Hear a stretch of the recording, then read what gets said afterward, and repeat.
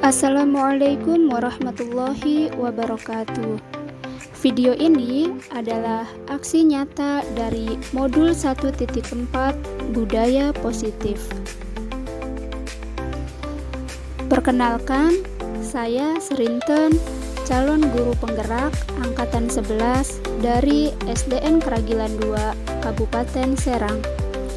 Fasilitator saya yaitu Ibu Iin Sakinah dan pengajar praktik saya yaitu Bapak Safrudin.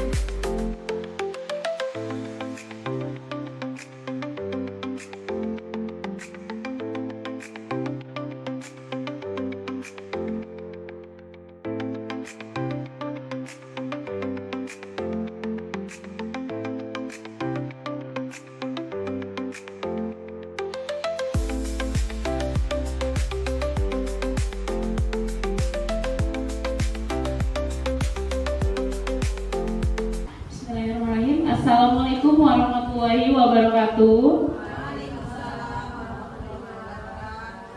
Selamat siang semuanya, salam sejahtera untuk kita semua. Yang terhormat Bapak Kepala Sekolah UPT SDN Keragilan 2 serta Dewan Guru yang pada siang ini sudah berkenan hadir dalam kegiatan hari ini.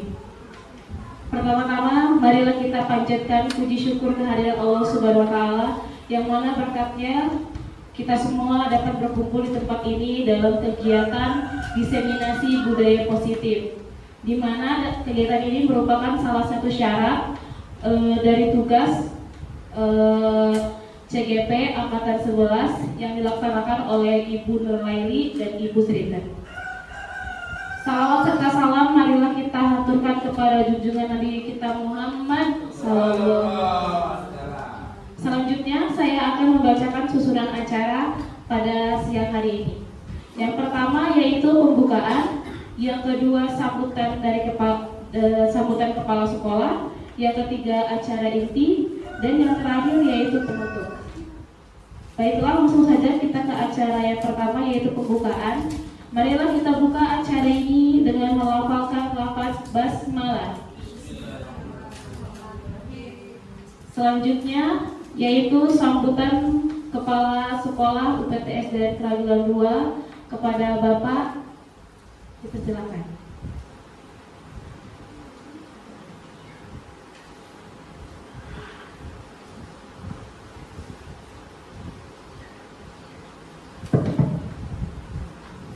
Bismillahirrahmanirrahim. Assalamualaikum warahmatullahi wabarakatuh. Asyhadu an la ilaha illallah wa asyhadu anna Muhammadan abduhu wa rasuluh. La haula wala quwwata illa billah. Ibu guru,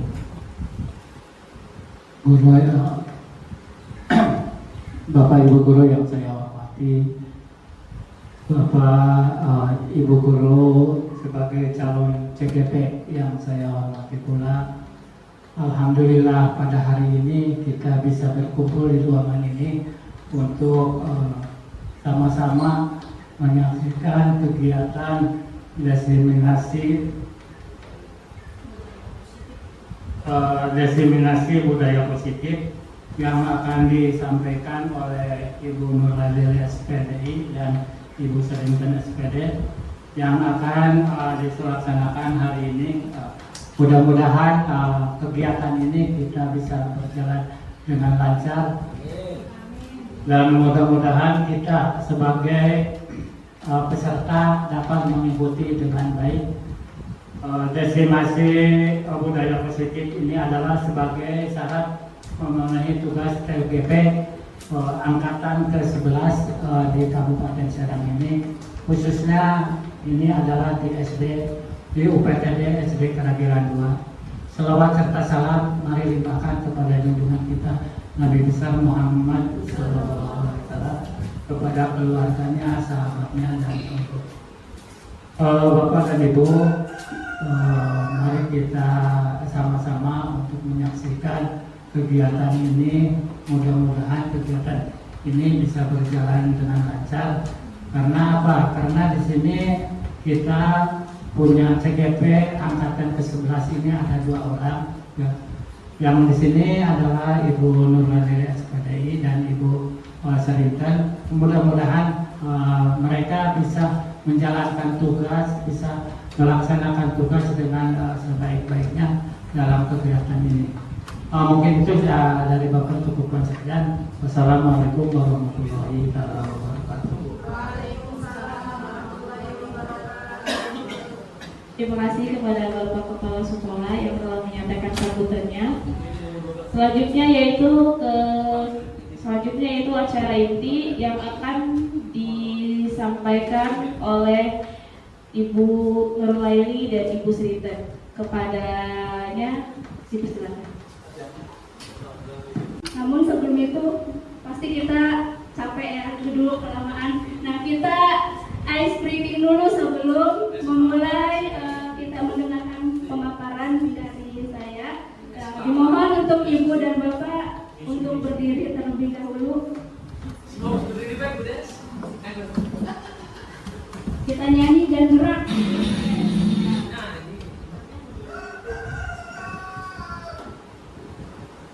Keposi.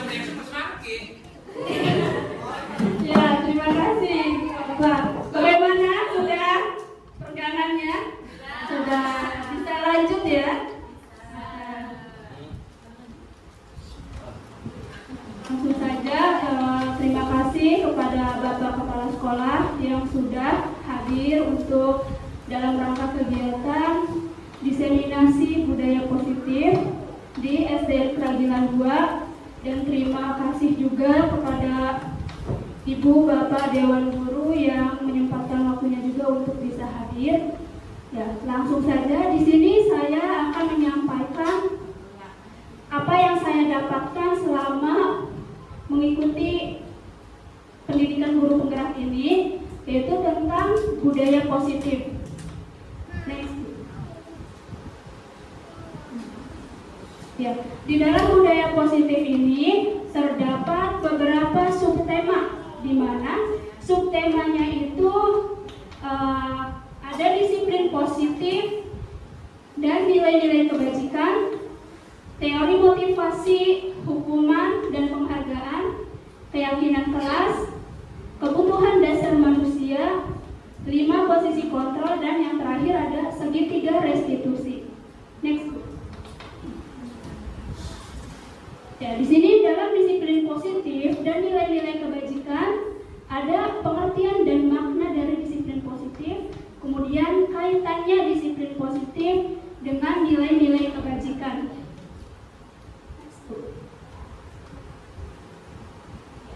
Disiplin positif di sini pengertiannya menurut Diane Gossen, disiplin itu berasal dari bahasa Latin, di mana itu disiplina, artinya belajar, dan juga dari kata disiplin artinya itu murid atau pengikut. Nah, pengertiannya itu disiplin adalah rasa ketaatan dan kepatuhan terhadap nilai-nilai yang dipercaya dan menjadi tanggung jawabnya. Di dalam disiplin ada nilai-nilai dan nilai-nilai kebajikan yang menjadi tanggung jawab murid. Nah, dengan disiplin akan membentuk pribadi murid, yaitu memiliki disiplin diri. Ketika disiplin diri itu ada di dalam anak-anak, nah, maka mereka itu bisa bertanggung jawab terhadap apa yang dilakukannya, karena mereka mendasarkan tindakan mereka pada nilai-nilai kebajikan universal. Next. Di mana kebijakan universal, di sini ada nilai-nilai atau prinsip-prinsip mulia yang telah disepakati bersama. Seperti yang tadi Bapak Ibu guru semua tahu ya, bahwa nilai-nilai kebajikan tadi ada profil pelajar Pancasila, kemudian ada sikap murid. Sikap murid itu terdiri dari rasa toleransi, rasa hormat, empati, dan kerjasama. Dan masih ada nilai-nilai yang lainnya. Kemudian ada 9 pilar karakter, keterampilan hidup, dan petunjuk hidup. Petunjuk hidup itu seperti rasa peduli, berani, sabar, dan ada yang terakhir itu nilai kebajikan kontrol diri. Kira-kira nilai kebajikan kontrol diri itu seperti apa, Ibu, Bapak? Bisa mengendalikan emosi, apalagi kontrol diri, tidak mudah marah, ya betul ya. Kontrol diri itu kita di sini mampu bagaimana mengendalikan emosi kita. Apalagi anak atau murid sangat bagus sekali ketika mereka sudah mempunyai nilai kebajikan kontrol dirinya ya. Next, Bu. Nah, tadi Bapak Ibu mungkin sudah tahu ya, teori motivasi, hukuman, dan restitusi. Sudah tahu? Ya.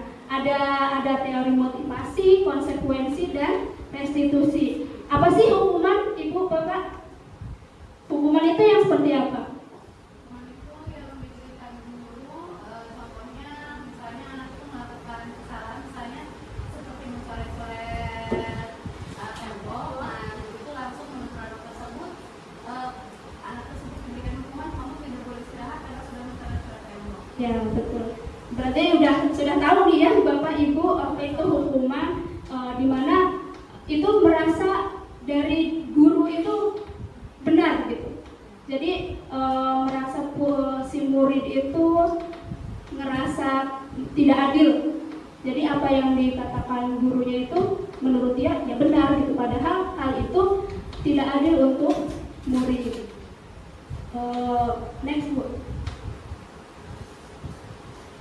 Di sini ya, hukuman itu bersifatnya tidak terencana.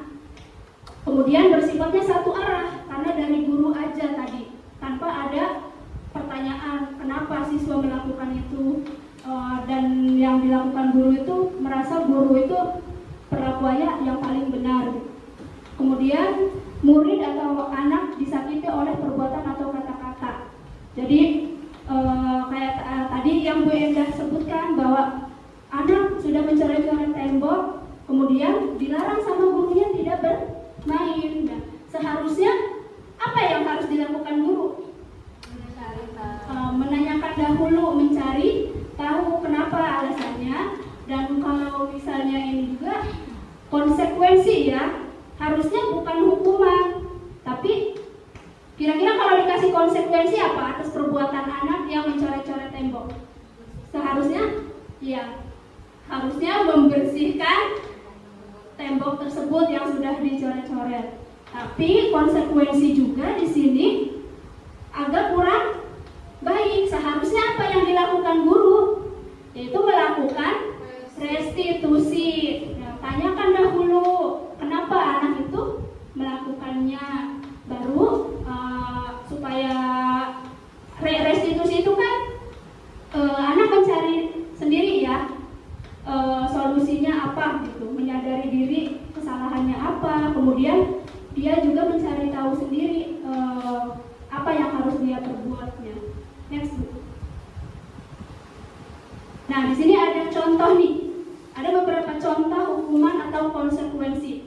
Kira-kira ibu bapak dari 5 contoh ini mencatat 100 kali di dalam buku kalimat saya tidak akan terlambat lagi karena terlambat ke sekolah. Itu kira-kira hukuman atau konsekuensi?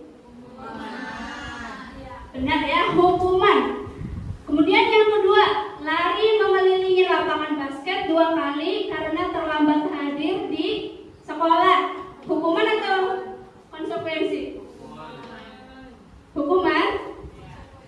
Ya, yang betul ya, seharusnya itu konsekuensi. Kenapa? Karena terlambat. Posisinya kan di sini si anak sedang pelajaran apa? Olahraga. Nah, karena telat dia, maka di konsekuensi mengelilingi lapangan sebanyak 2 kali. Jadi harus menerima konsekuensinya.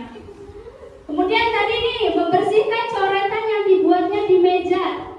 Hukuman atau konsekuensi? Ya, udah tahu ya. Konsekuensi, menggantikan kertas tugas teman yang telah dicoret-coret. Apa? Menggantikan kertas tugas teman. Restitusi. Iya, tapi ini kan hukuman dan konsekuensi ya. Nah, karena dia mengganti, jadi konsekuensinya dia harusnya diberi konsekuensi dengan mengganti buku temannya, bukan hukuman ya. Dan terakhir, berdiri di depan tiang bendera karena mengobrol saat belajar di kelas. Ya, hukuman. Nah, sudah bisa semua ya, udah paham apa itu hukuman dan konsekuensi. Next Bu. Mengapa keyakinan kelas bukan peraturan kelas? Next. Mungkin ibu bapak sudah tahu ya keyakinan kelas itu apa. Bagaimana langkah-langkah membuat keyakinan kelas? Sudah tahu ibu bapak? Sudah paham ya, karena ibu bapak sudah paham. Di sini saya hanya menekankan lagi saja bahwa keyakinan kelas itu berisinya nilai-nilai kebajikan universal yang disepakati oleh murid-murid dan guru dalam kelas, disepakati secara tersirat dan tersurat terlepas dari latar belakang suku, agama, suku, dan negara. Nah, keyakinan kelas itu lebih memotivasi seseorang dari dalam dirinya, yaitu motivasi intrinsik. Next Bu. Tadi ya, ini bisa dilihat ibu bapak langkah-langkah dalam pembentukan keyakinan kelas. Next. Selanjutnya itu kebutuhan dasar manusia. Kebutuhan dasar manusia ada berapa? 5. Boleh Bu? Kasih sayang, cinta kasih, bulan, kebebasan, apa lagi? Kebahagiaan, kesenangan. Ya betul. Berarti ada berapa tuh kebutuhannya? Ada 5 kebutuhan dasar manusia. Yang pertama, ada bertahan hidup. Seperti apa sih kebutuhan manusia dalam bertahan hidup? Nah, kebutuhan bertahan hidup itu kebutuhan yang bersifatnya fisiologis. Nah, untuk bertahan hidup kebutuhan fisiologisnya itu tingkat pertama dan yang paling dasar untuk manusia. Kebutuhannya contohnya apa? Kalau bertahan hidup contohnya apa? Makan, ya betul. Apalagi? Tidur. Kemudian rumah, makanan, ya itu contoh-contoh dari kebutuhan dasar dalam bertahan hidup. Nah, yang kedua, kebutuhan dasar kasih sayang dan rasa diterima. Kebutuhan kasih sayang dan rasa diterima meliputi kebutuhan akan hubungan dan koneksi sosial, perasaan ingin disukai dan diterima oleh lingkungan. Kebutuhan kasih sayang, kira-kira murid ibu bapak ada tidak sih yang kebutuhan dasar kasih sayang dan rasa diterima ini belum terpenuhi? Ada. Contohnya murid yang seperti apa, Bu? Kesiangan tadi tuh. Ya, murid yang kesiangan. Kenapa si anak itu bisa kesiangan? Karena ya, kesiangan. Karena macet, ya, karena macet. Kemudian perasaan ingin disukai dan diterima oleh lingkungan, kasih sayang. Next, Bu. Kebutuhan yang ketiga yaitu kebutuhan penguasaan. Kebutuhan penguasaan itu berhubungan dengan kekuatan untuk mencapai sesuatu, diakui atas prestasi dan keterampilan. Nah, kebutuhan ini meliputi keinginan untuk dianggap berharga, bisa membuat pencapaian, diakui dan dihormati. Contoh, dalam kebutuhan penguasaan, dia tuh si anak pengen diakui. Pengen diakui apa ya, Bu? Pak? Keberadaannya. Ketika anak tidak terpenuhi kebutuhan dasar penguasaannya, apa yang akan terjadi? Apa? Berontak. Ya, betul ya, dia akan berontak. Karena mungkin si anak kepengen belajarnya, dia mencari pengen pengakuan dari teman-temannya, sehingga dia memberontak atau menjahili temannya karena dia ingin diakui oleh lingkungannya. Yang keempat itu ada kebutuhan untuk bebas. Nah, kebutuhan ini akan kemandirian, memiliki pilihan, dan mampu mengendalikan arah hidup seseorang. Lanjut, boleh. Dan yang terakhir, kebutuhan akan kesenangan. Kebutuhan akan kesenangan ini adalah kebutuhan untuk mencari kesenangan, bermain, dan tertawa. Menurut Glaser, hubungan kebutuhan akan kesenangan dengan belajar. Saat anak melakukan kesenangan dalam belajar, bermain, maka itu akan mempelajari keterampilan hidup yang penting. Biasanya kan ada bahasa apa? Bermain sambil belajar atau belajar sambil bermain. Yang benar gimana, Bu? Bermain sambil belajar, ya. Anak-anak kan umurnya memang masanya untuk ada kepengen bermain gitu kan. Ketika kita disuruh belajar terus, pasti anak akan merasa bosan. Nah, karena itu kita sebagai guru emang sekarang ini benar-benar dituntut kan, bagaimana kita supaya anak-anak itu kebutuhannya terpenuhi, termasuk kebutuhan kesenangannya. Maka kita dalam belajar berusaha untuk memvariasikan strategi kita dalam memimpin pembelajaran, menyenangkan atau tidak. Nah, itu akan mempengaruhi keterampilan hidup anaknya. Dengan permainan, mungkin ibu pernah ya, ibu bapak pernah mengajarkan anak-anak yang itu dimana sesuatu yang baru. Bu Lina sepertinya kemarin sudah melaksanakan pembelajaran yang luar biasa nih. Kemarin sudah mempelajari apa, Bu? IPAS. Materi IPAS tentang apa, Bu? Kalau boleh tahu. Kerangka manusia. Ya, kerangka manusia. Nah, dilihat sepertinya sangat menyenangkan sekali. Karena apa? Biasanya ya, kalau guru yang hanya menjelaskan tentang kerangka, yang pembelajaran yang konvensional yang dulu hanya materi dari buku gitu kan, kemudian mencatat atau ya lihat gambarnya tanpa terus menghafalkan bagian-bagian kerangka manusia. Nah, tapi kemarin tuh saya melihat Bu Lina sangat luar biasa sekali praktek membuat kerangka manusia. Di situ Bu Lina membuat kerangka manusia itu dari hasil printannya, Bu, kemudian ditempelkan ke kardus, dibentuk menjadi sebuah kerangka manusia yang bisa dimainkan seperti wayang ya. Jadi si tulangnya bisa bergerak gitu, karena ada penyangganya untuk digerakkan. Next. Nah, Ibu Bapak, di sini ada kasus nih.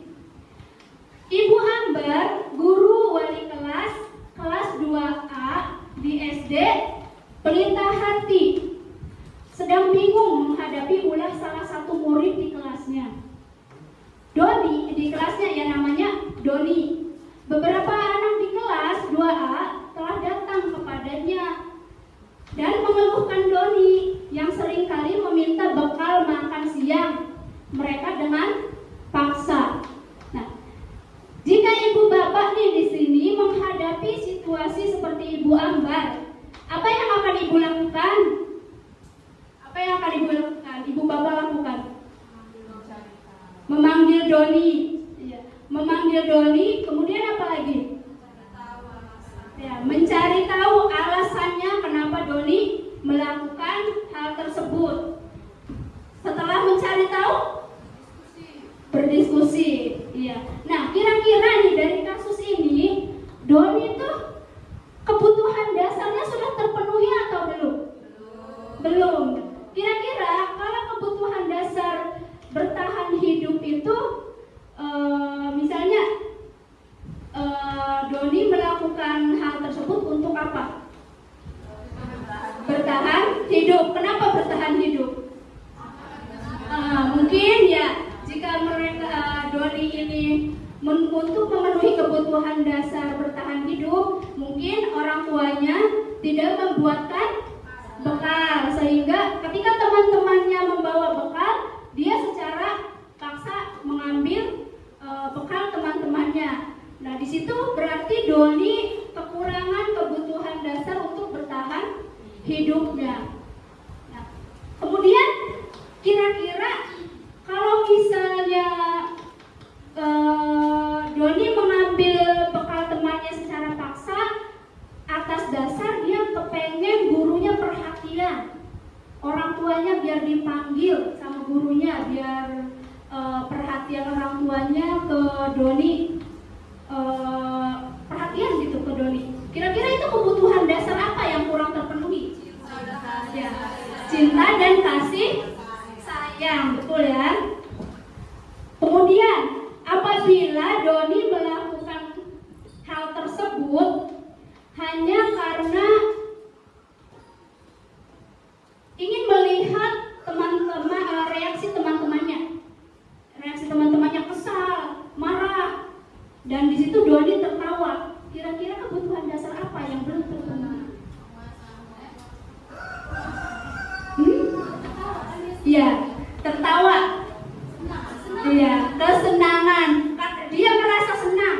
Yes, saya melakukan ini, akhirnya saya bisa melihat reaksi teman-teman saya, bisa kesal, bisa marah, nangis gitu. Dan Doni itu senang gitu. Nah, maka kebutuhan yang dia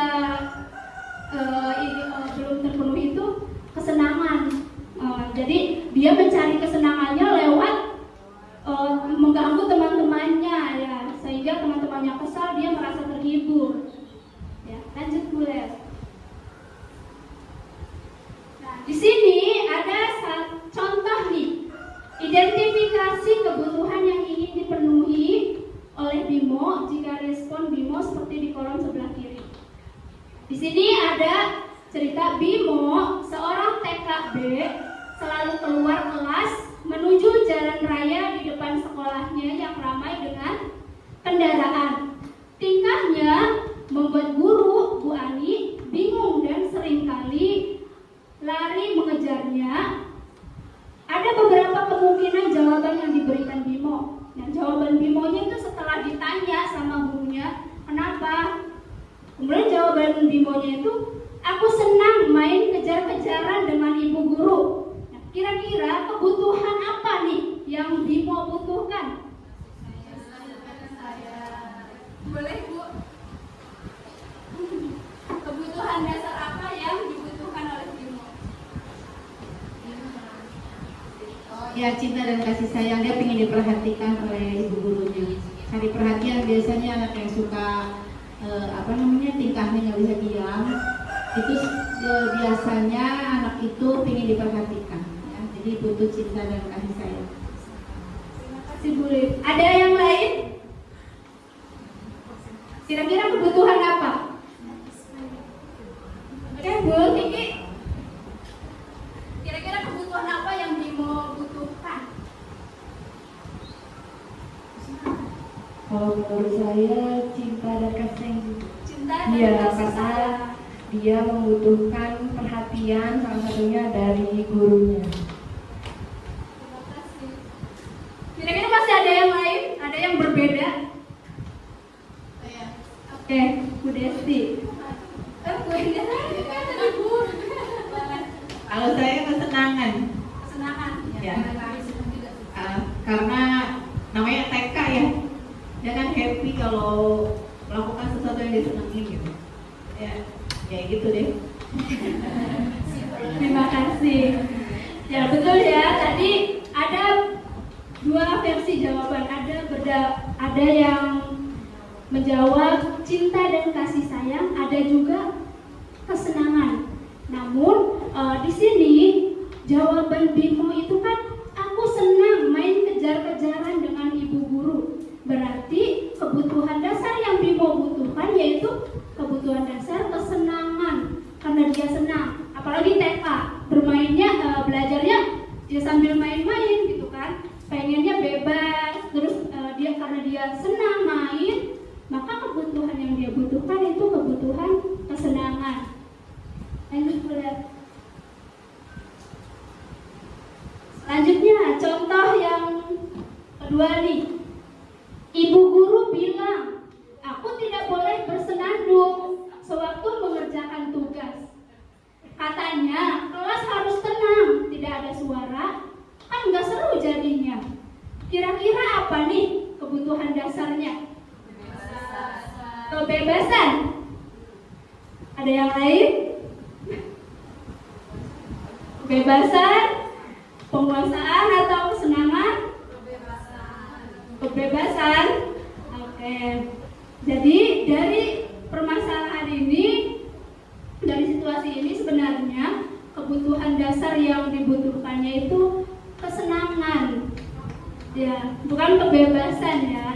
Karena apa? Karena dia senang bernyanyi gitu kan. Sehingga dan ditegur oleh gurunya tidak boleh bernyanyi karena mengerjakan tugas sehingga mengganggu temannya gitu. Cuma kan karena di sini hobinya dia nih senang bernyanyi, maka itu masuk ke dalam kebutuhan dasar kesenangan. Next.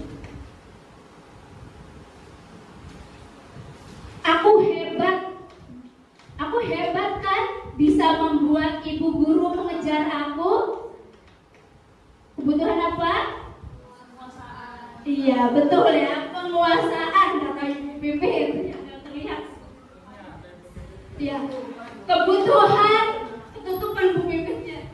Kebutuhan yang dibutuhkan oleh anak ini yaitu penguasaan, karena dia merasa bisa mengendalikan seseorang, yaitu gurunya. Dengan gurunya, karena dia mencari permasalahan, pengen mencari perhatian, kemudian juga mengajak Bu gurunya itu, Bu guru harus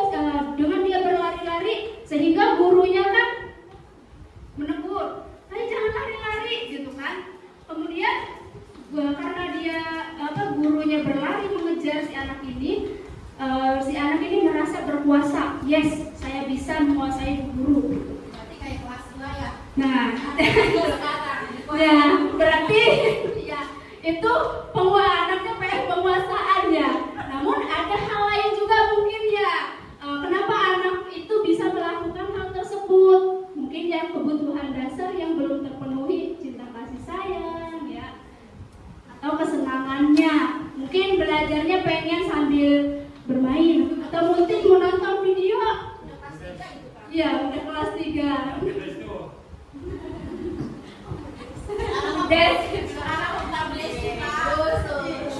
Nah, sekarang ya sebenarnya anak kita bersama ya. Tanggung jawab kita semua bersama. Oke, lanjut Bu.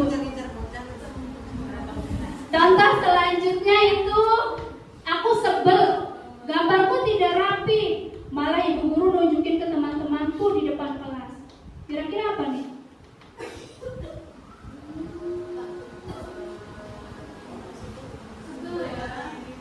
Aku sebel, gambarku tidak rapi, malah ibu guru tunjukin ke teman-temanku di depan kelas. Apa? Atau Bu Pipit penguasaan? Iya, itu betul ya. Yang tadi Bu Pipit katakan, itu termasuk ke dalam penguasaan gitu kan? Karena apa?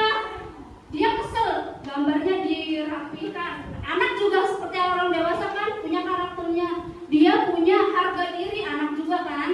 Karena hasil dia kurang bagus, sehingga dia inginnya tuh gurunya tuh jangan tunjukkan hasil dia ke teman-temannya, dia malu gitu kan. Sehingga dia ingin menguasai supaya gurunya nih tidak bisa menunjukkan ke temannya gitu, tidak boleh ditunjukkan gitu. Sehingga dia ingin berkuasa, dia mengatur gurunya untuk tidak menunjukkan hasilnya. Lanjut boleh. Tadi sudah kita bahas tentang 5 kebutuhan dasar. Nah, sekarang kita lanjut nih. Restitusi 5 posisi kontrol. Nih, seorang guru biasanya ada di sini ya 5 posisi kontrol. Ada sebagai penghukum, ada sebagai pembuat rasa bersalah, ada sebagai teman, ada sebagai pemantau, dan ada sebagai manajer. Kira-kira kita nih guru-guru di kelas yang biasa kita lakukan pernah nggak sih melakukan posisi kontrol seperti ini? Pernah, sering setiap hari ya. Semua pernah ya. Ya, kira-kira nih penghukum, posisi kontrol penghukum itu baik enggak? Tidak baik ya. Posisi kontrol sebagai penghukum itu tidak baik, terutama untuk muridnya. Kemudian ada pembuat rasa bersalah. Pembuat rasa bersalah itu contohnya bagaimana sih Bu? Guru tuh pembuat rasa bersalah untuk muridnya gitu, merasa muridnya bersalah. Contohnya apa Bu? Gimana sih gambarnya ini jelek amat? Bersalah. Muridnya yang merasa bersalah. Contohnya, oke, tidak lanjutin, tidak mengerjakan tugas.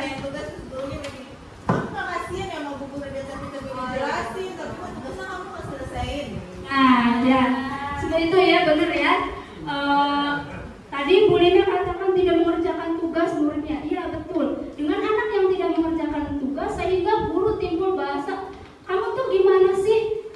Kamu gak kasihan sama Bu Guru? Sudah ngajarin seperti ini, diberi tugas, tapi kamu tidak mengerjakannya. Kemudian ada lagi bahasa, mungkin kamu tuh sekolahnya harusnya yang rajin. Kamu gak kasihan sama orang tua kamu yang sudah membiayai kamu untuk sekolah, udah capek capek-capek untuk kerja cari uang untuk kalian gitu. Nah, ya berarti kita masih sering ya menggunakan yang ini ya. Saya pun tidak luput dari hal tersebut masih gitu ya. Ya, namun dari pagi sampai malam. iya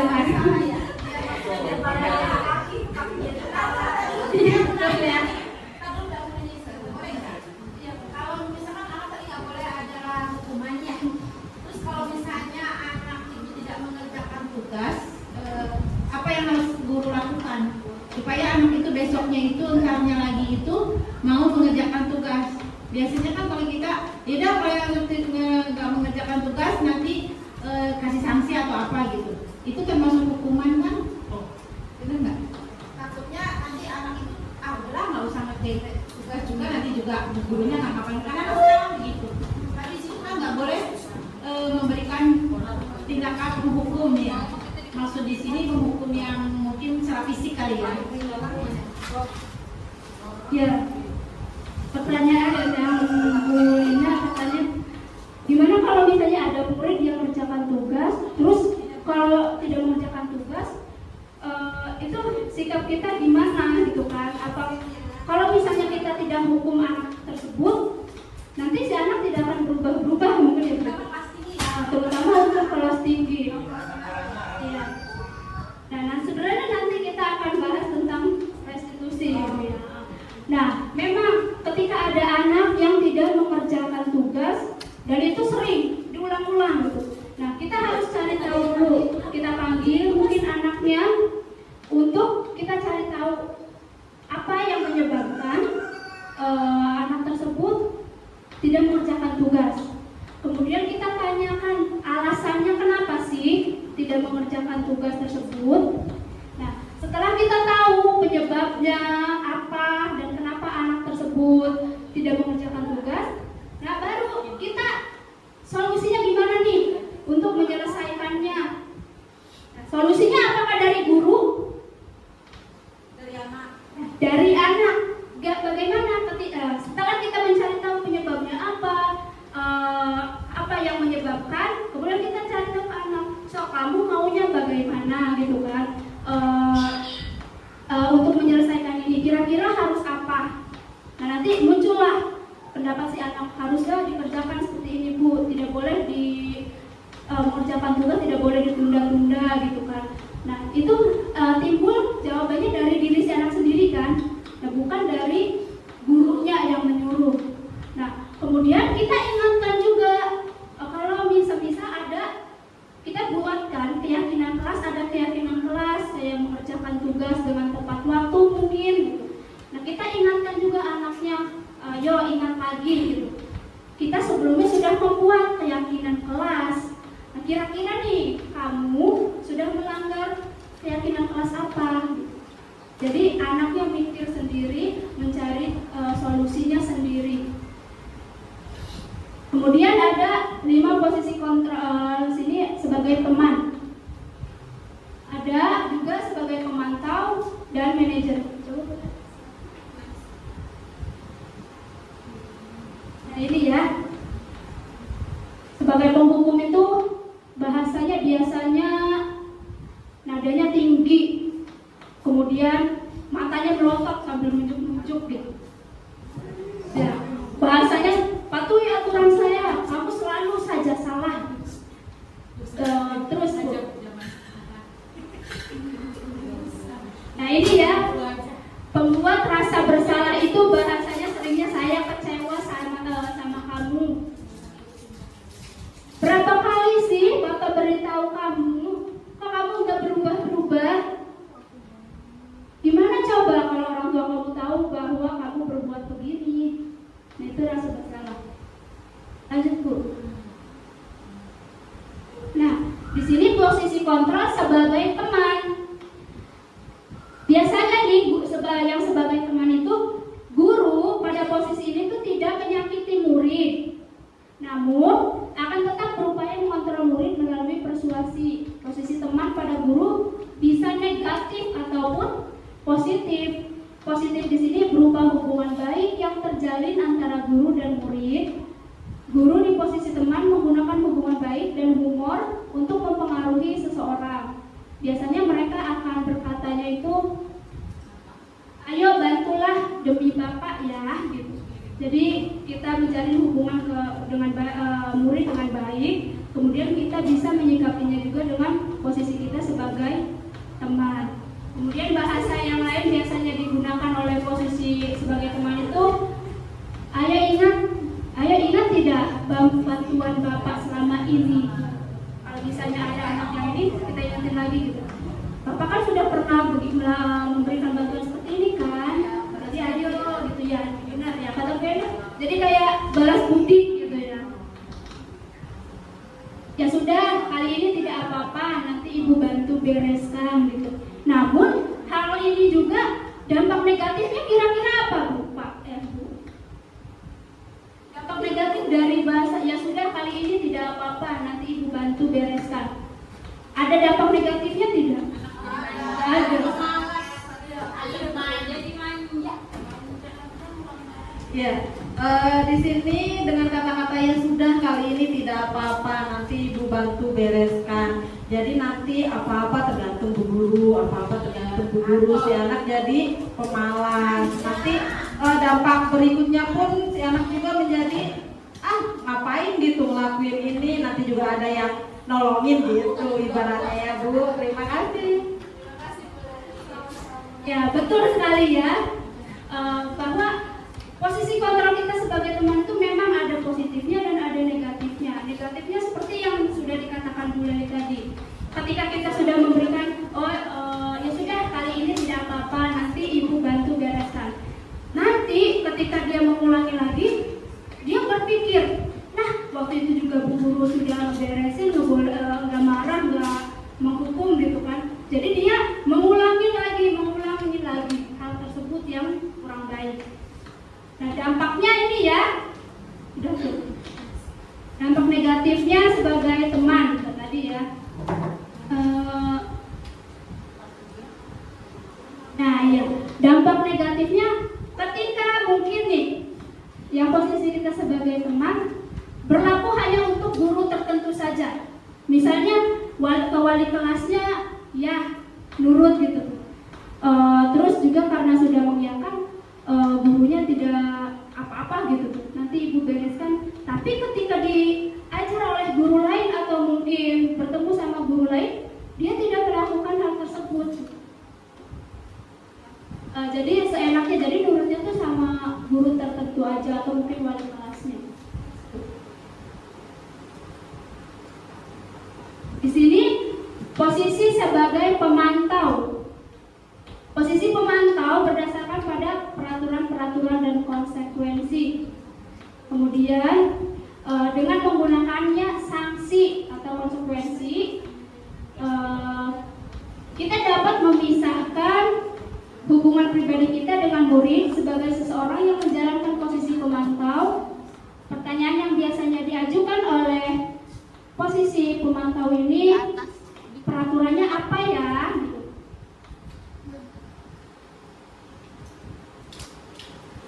Ya, biasanya tuh pertanyaannya ketika ada murid kita yang mungkin telat datang ke sekolah. Posisi guru sebagai pemantau itu biasanya suka apa? Mengingatkan kepada aturan. Ayo, gitu. Peraturannya apa? Di peraturan tidak boleh datang terlambat, tapi kamu masih datang terlambat. Atau mungkin ada aturan tidak boleh memakai sepatu warna-warni gitu ya. Ada yang putih kita ya di sekolah kita. Kita di situ kalau sebagai pemantau kita selalu mengingatkan akan peraturan-peraturan yang ada gitu, biar si anak tuh sadar, oh iya kita punya aturan ini. Jadi pemantau. Kemudian setelah kita menegur anak, kemudian mengingatkan kepada peraturan-peraturan, kemudian kita juga biasanya tuh ada, ayo kalau kamu melanggar aturan ini, nanti ingat tidak konsekuensinya apa. Jadi mengingatkan anak akan peraturan dan konsekuensinya. Seorang perhitungan, kemudian catatan juga ya. Jadi ketika anak berulang kali melakukan pelanggaran, kita selalu memberi pemantauan. Lanjut Bu. Yang terakhir ada posisi kontrol sebagai manajer. Nah, biasanya di posisi manajer itu guru berbuat sesuatu bersama dengan murid, kemudian mempersilahkan murid mempertanggungjawabkan perilakunya, mendukung murid agar dapat menemukan solusi atas permasalahannya sendiri. Nah, biasanya itu pertanyaannya kalau sebagai manajer, apa yang kita yakini? Ingat lagi, ayo, keyakinan apa yang sudah kita buat. Kemudian, apakah kamu meyakininya? Jika kamu meyakininya, apakah kamu bersedia memperbaikinya? Jika kamu memperbaiki ini, hal ini menunjukkan apa tentang dirimu? Apa rencana kamu untuk memperbaiki hal ini? Posisi seorang manajer itu bukan untuk mengatur perilaku seseorang. Kita membimbing murid untuk dapat mengatur dirinya. Seorang manajer juga bukan memisahkan murid dari kelompoknya, tapi mengembalikan murid tersebut ke kelompoknya dengan lebih baik dan lebih kuat. Next Bu. Kita tes ini lagi ya. Dari yang sudah tadi dipaparkan, di sini ada beberapa contoh nih. Contoh yang pertama, ada bahasanya, saya kecewa sekali dengan kamu. Posisi kontrol apa Ibu Bapak? Pembuat orang merasa bersalah, ya betul ya. Next Bu. Karena kamu tidak pakai sepatu hitam, silahkan kamu kembali ke rumah dan ganti sepatumu dengan yang berwarna hitam.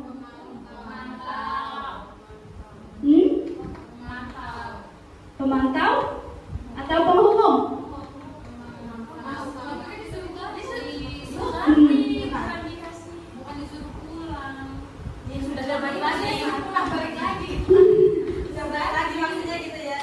Ya.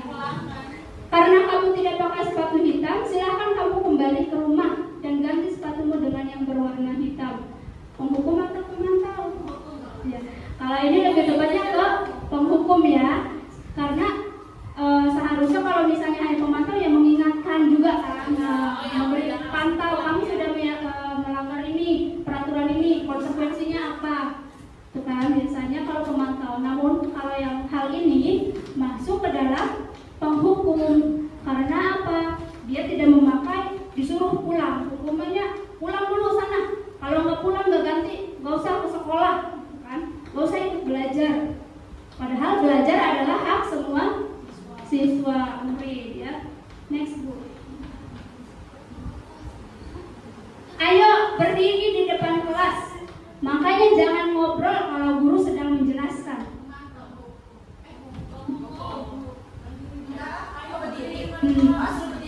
Ya, penghukum ya, karena si anak disuruh berdiri di depan kelas karena sudah mengobrol. Padahal seharusnya bagaimana Bu? Ketika ada anak yang ngobrol, guru menjelaskan, apakah harus kita hukum? Tidak ya, diingatkan, tidak perlu dihukum. Karena kalau dihukum itu dan dihukum ketika pembelajaran, anak-anak yang lain mereka mendapatkan haknya, menerima materi, menerima ilmu yang dijelaskannya dengan nyaman, duduk di kursi gitu kan. Sedangkan si anak disuruh berdiri di depan, tidak mengikuti pembelajaran dengan baik. Nah itu sebagai penghukum, posisi kontrolnya. Lanjut Bu. Contoh yang selanjutnya,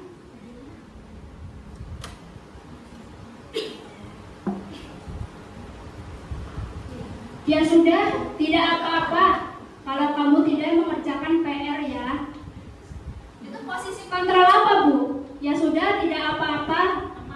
Iya, sebagai teman, posisi kontrolnya sebagai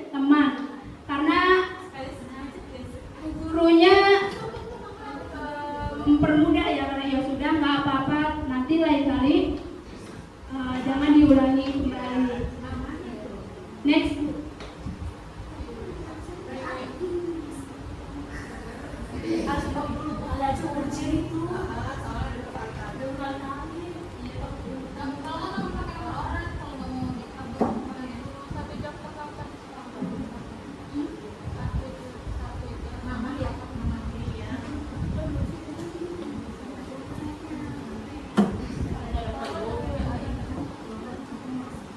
Oke, lanjut.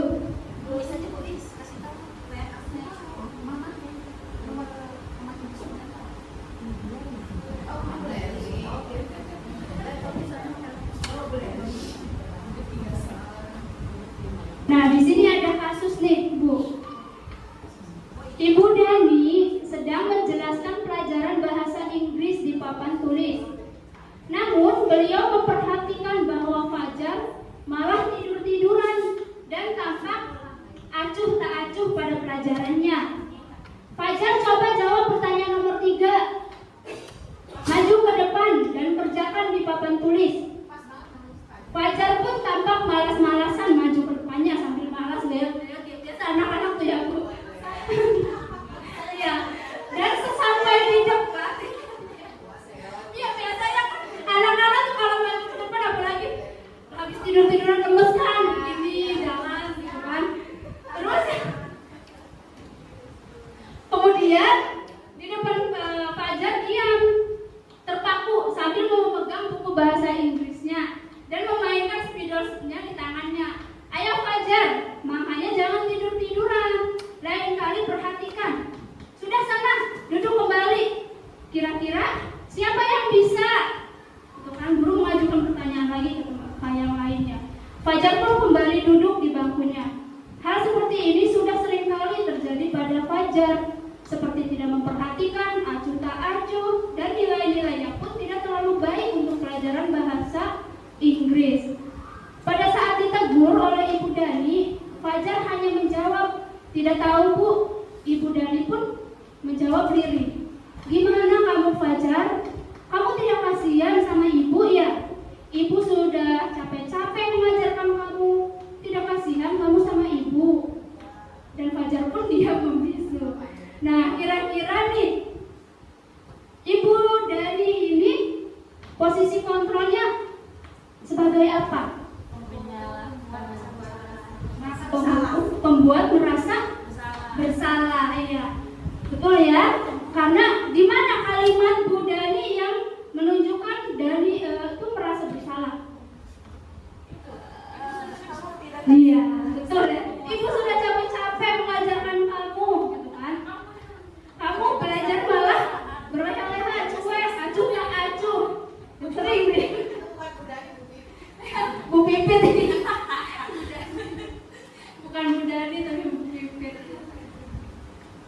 Ini kasusnya itu pembuat rasa bersalah karena di sini Fajarnya, bu gurunya ngomongnya kamu tidak kasihan, sehingga merasa si muridnya merasa bersalah juga. Next. Ini ya tadi. Kira-kira nih sikap Fajar, kebutuhan apa yang diperlukan oleh Fajar?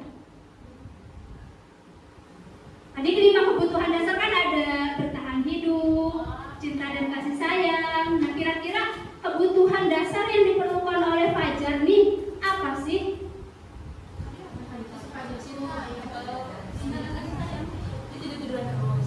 Dia tidur-tiduran, kebebasan, cinta dan kasih sayang. Kemudian kebebasan.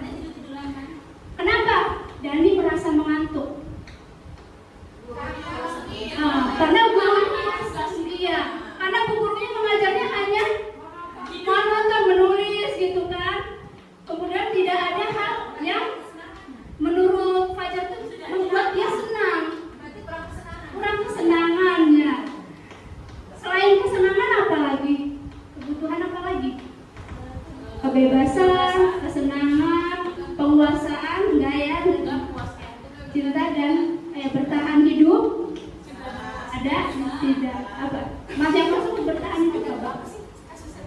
Tidak ya. Ya berarti hanya ke kesunangan ya. Kebebasan. Nah, di sini peran Bu Dani kan sebagai pembuat merasa bersalah. Bila Bu Dani mengambil posisi sebagai pemantau, apa yang akan dilakukan dan yang akan dikatakan oleh Bu Dani kepada Fajar? Pertanyaan-pertanyaan seperti apa yang akan diajukan? Sebagai pemantau, harusnya gimana Bu? Jadi ingat ya waktu kemarin kita peraturannya kayak gimana kalau di belajar?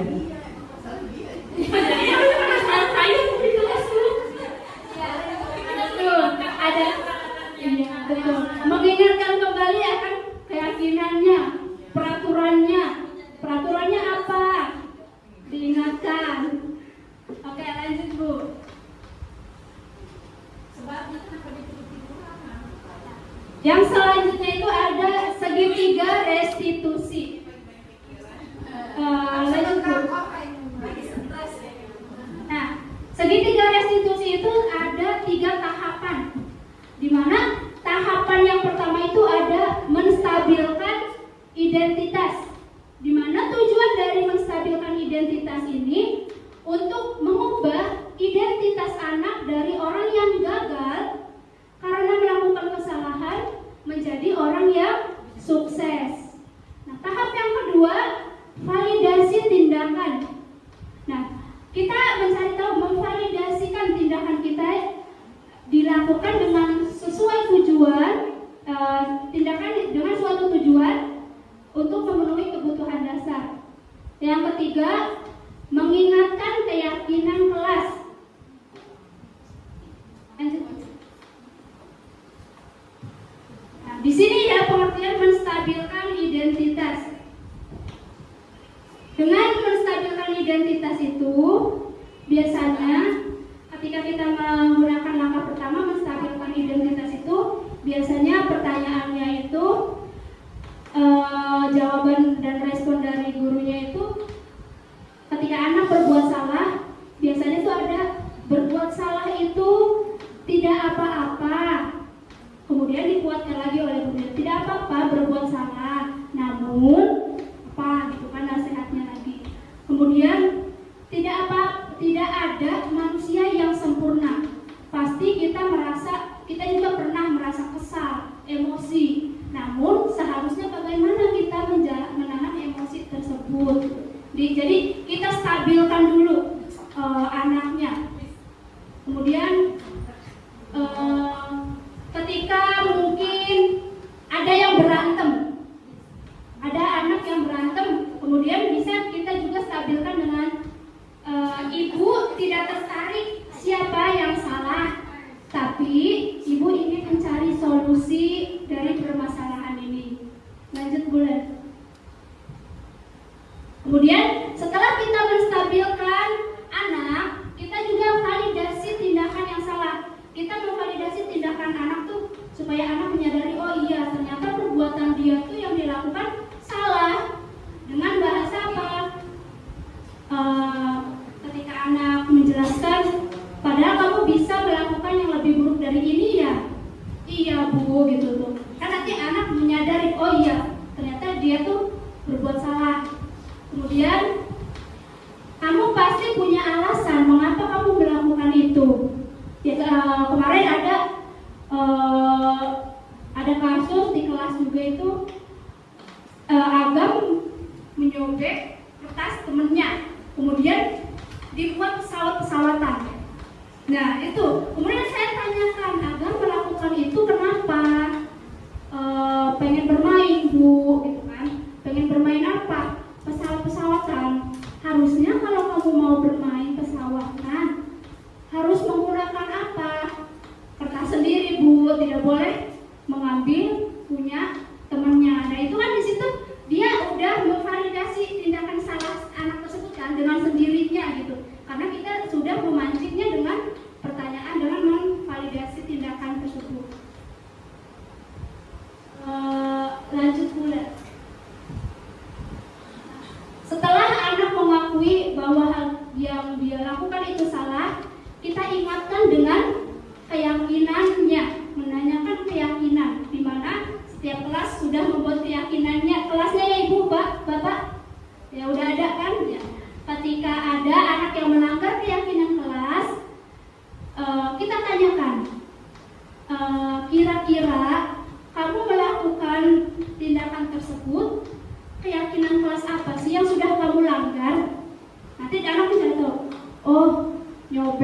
kertas temennya.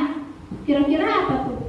Tidak menghargai, misalnya keyakinan kelas tidak menghargai temannya, gitu.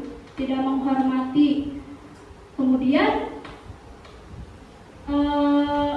kamu mau mau jadi orang yang seperti apa? Nanti anak menjawabnya juga dengan jawaban anak tersendiri. Harusnya kamu melakukan apa? Oh, seharusnya saya tidak boleh melakukan perbuatan tersebut sehingga merugikan orang lain. Kemudian langkah apa yang harus kamu lakukan untuk memperbaiki hal tersebut? Saya tidak boleh mengulanginya lagi dan saya harus meminta maaf. Nah, seperti itu. Next.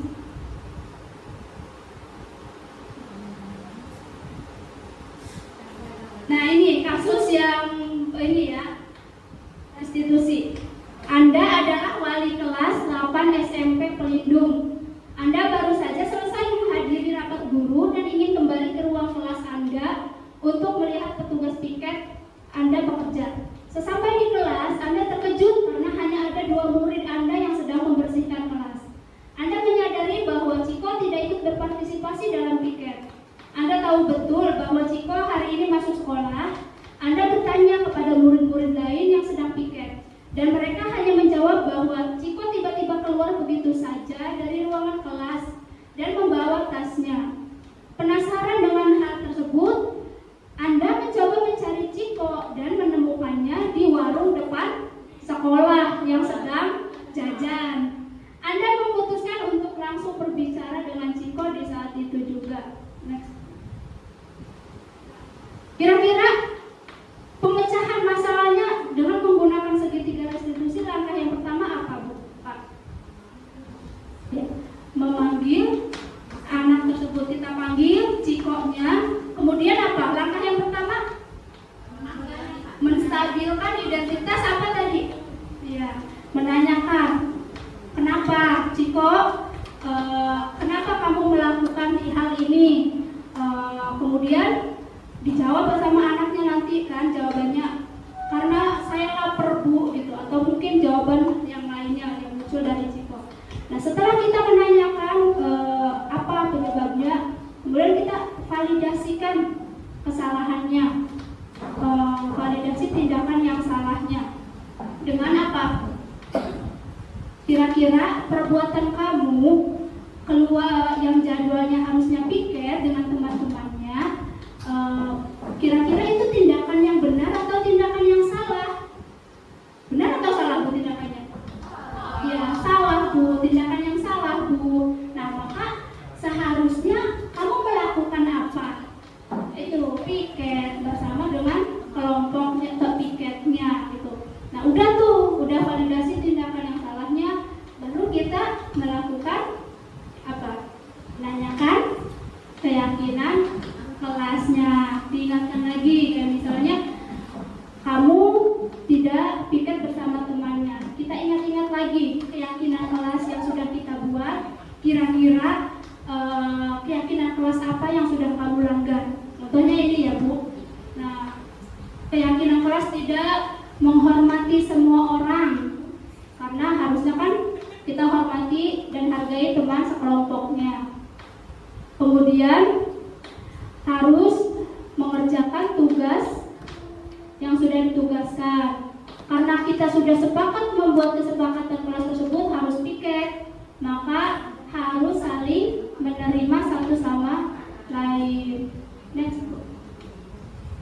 Oke, sudah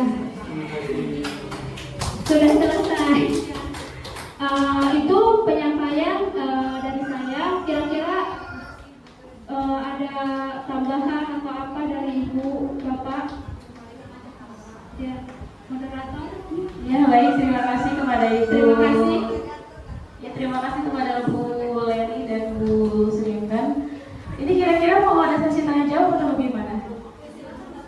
Ada yang mau ditanyain dulu nih dari, ada yang mau ditanyain sebelumnya dari rekan-rekan guru nih tentang materi yang sudah disampaikan oleh Bu Leni dan Bu Serintan.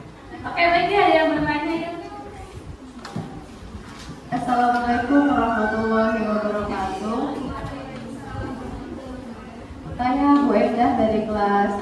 ya saya mau nanya, kan suka tuh kalau lagi belajar nih ya, anak-anak suka kadang ada suka ngomong gini, Bu Guru, misal Fajar ngomong bodoh ke saya, Bu Guru, Dejan ngomong nggak baik ke saya, misalnya ngomong ada kata-kata yang menurut si anak tersebut nggak baik, jadi si anak tuh selalu bilangnya laporan aja Bu Guru. Ada anak yang ngomong misalnya dia ngomong kata-kata yang harusnya nggak dia ucapin, misalnya nama binatang gitu ke temennya, kayak gitu tuh kan. Baiknya gimana tuh kita ke anak kalau misalnya anak tuh selalu lapor seperti itu? Apakah harus saya mengingatkan anak tersebut, memanggilnya? Soalnya kejadiannya tuh hampir setiap hari ada kejadian seperti itu. Terus lagi misalnya nama bapak yang dipanggil, misalnya tuh namanya anaknya namanya si Dejan gitu, bapaknya itu namanya Yanto, Yanto kayak gitu tuh, Bu Guru misalnya ya, si Siti panggil saya Yanto katanya gitu tuh kan nama bapak saya katanya gitu. Nah baiknya kita tuh sebagai guru anak tersebut tuh gimana gitu, maksudnya kejadian itu tuh selalu berulang setiap hari, hampir setiap hari seperti itu. Apakah kita harus, maksudnya kan memang kita sudah membuat keyakinan kelas, kadang kan si anak lupa gitu. Nah apa yang harus dilakukan guru tersebut agar tidak terulang kejadian yang seperti itu, soalnya hampir setiap hari Bu Guru dengan kata-kata yang sama seperti itu ya. Demikian pertanyaannya ya, silakan. Baik, terima kasih Bu Enda. Ada lagi yang bertanya? Kalau tidak ada, mau langsung dijawab?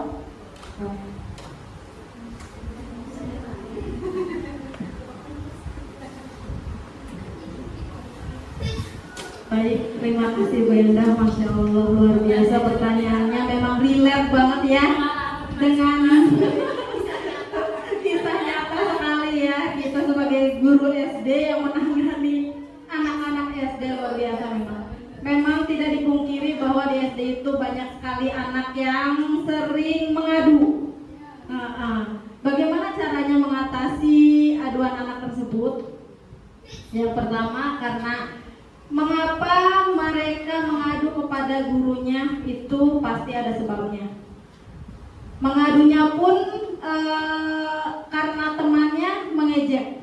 Iya, seperti itu. Nah, yang sudah dijelaskan oleh Bu Srinten tadi bahwa di budaya positif itu ada 6 subtema. Dan yang terakhir segitiga restitusi. Kita terapkan segitiga restitusi itu kepada peserta didik kita, Bu Haji. Insya Allah ketika kita sudah menerapkan segitiga restitusi, pasti akan ada perubahan pada anak tersebut. Memang tidak mudah untuk melaksanakannya. Saya juga sebagai calon guru penggerak juga memang tidak mudah, Bu. Tapi terus-menerus kita ingatkan kepada anak tersebut, lagi dan lagi. Memang itu tugas kita. Dan saya juga pernah mendengar pepatah bilang ya, dipaksa, terpaksa, terbiasa. Terapkan itu kepada diri kita. Memang saya juga itu dapat kata pepatah dari pengajar praktik saya. Kalau seandainya diterapkan itu kepada diri kita, insya Allah kita akan menjalankan tugas kita sebagai seorang pendidik dengan baik. Seperti itu. Mungkin memang tidak mudah sih. Sekali tidak akan ada perubahan. Yakin itu, Bu. 2 kali, 3 kali tidak akan ada perubahan.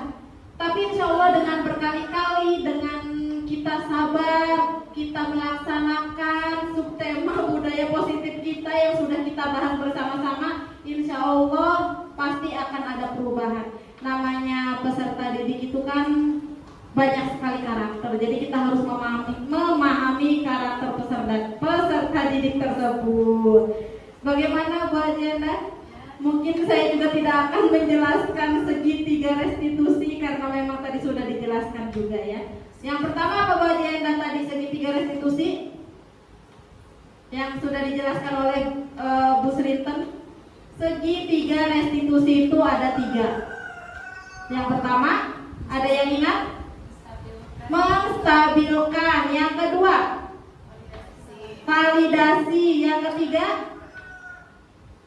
keyakinan kelas. Menanyakan keyakinan kelas. Insya Allah kalau seandainya di kelas sudah membuat keyakinan kelas, kita selalu mengingatkan keyakinan kelas kepada peserta didik kita. Insya Allah peserta didik kita tidak akan ada lagi yang mengadu, tidak akan ada lagi yang mengejek, tidak akan ada lagi bully-bullyan seperti itu ya, Bu Haji.